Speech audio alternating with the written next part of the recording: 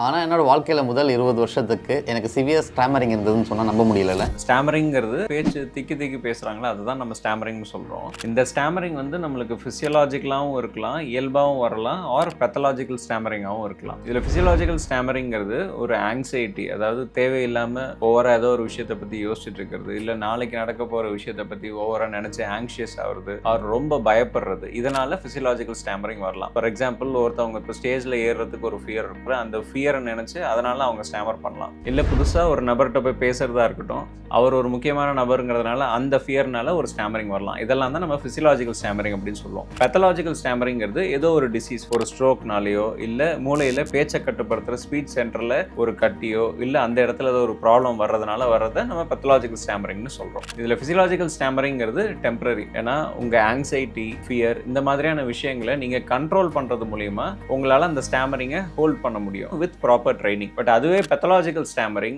என்ன டிசீஸ் கூட லிங்க் ஆயிருக்கோ அந்த டிசீஸை நம்ம ட்ரீட் பண்ணாலே ஒழிய அந்த ஸ்டாமரிங் செட்டில் ஆகாது.